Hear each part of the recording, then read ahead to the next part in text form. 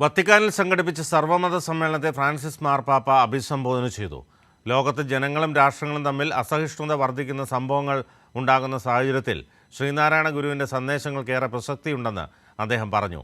ശിവഗിരി മഠത്തിൻ്റെ നേതൃത്വത്തിലാണ് സർവ്വമത സമ്മേളനം സംഘടിപ്പിച്ചത്. ശ്രീനാരായണ ഗുരുദേവൻ ആലുവ അദ്വൈതാശ്രമത്തിൽ 100 വർഷം മുൻപ് സംഘടിപ്പിച്ച സർവ്വമത സമ്മേളനത്തിന്റെ ശതാബ്ദി ആഘോഷങ്ങളുടെ ഭാഗമായാണ് ശിവഗിരി മഠത്തിന്റെ നേതൃത്വത്തിൽ വത്തിക്കാനിൽ സർവ്വമത സമ്മേളനം സംഘടിപ്പിച്ചത്. ലോകത്തെ ഓരോ മനുഷ്യനും മതത്തിനും വംശത്തിനും സാംസ്കാരിക വ്യത്യാസങ്ങൾക്കുമപ്പുറം ഒരേ കുടുംബത്തിലെ അംഗങ്ങളാണെന്ന വ്യക്തമായ സന്ദേശമാണ് ശ്രീനാരായണ ഗുരു ലോകത്തിന് നൽകിയത്.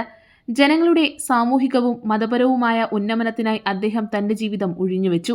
ആരോടും ഒരു തരത്തിലുമുള്ള വിരോധവും പാടില്ലെന്ന് അദ്ദേഹം നിർദ്ദേശിച്ചു. മതം, വംശം, നിറം, ഭാഷ മുതലായ വിഭാഗീയ ചിന്തകൾ മൂലം അക്രമങ്ങൾ ഉണ്ടാകുന്നത് ഇക്കാലത്ത് നിത്യസംഭവങ്ങളാണെന്നും സ്വന്തം മതവിശ്വാസത്തിലും മറ്റു വിശ്വാസങ്ങളിലും ഉറച്ചു നിന്നുകൊണ്ട് തന്നെ നല്ല മനുഷ്യ സമൂഹത്തെ വാർത്തെടുക്കാൻ നാം പ്രതിജ്ഞാബദ്ധരാണെന്നും സമ്മേളനത്തിൽ ഫ്രാൻസിസ് മാർപ്പാപ്പ പറഞ്ഞു. സമ്മേളനത്തിൽ പങ്കെടുക്കാനായതിൽ അതിയായ സന്തോഷമുണ്ടെന്നും മാർപ്പാപ്പ കൂട്ടിച്ചേർത്തു. വിവിധ രാജ്യങ്ങളിൽ നിന്നുള്ള 200ഓളം പേർ വത്തിക്കാൻ സ്ക്വയറിലെ അഗസ്റ്റീരിയൻ ഹാളിൽ നടന്ന സർവ്വമത സമ്മേളനത്തിൽ പങ്കാളികളായി. കൈരളി ന്യൂസ്, തിരുവനന്തപുരം.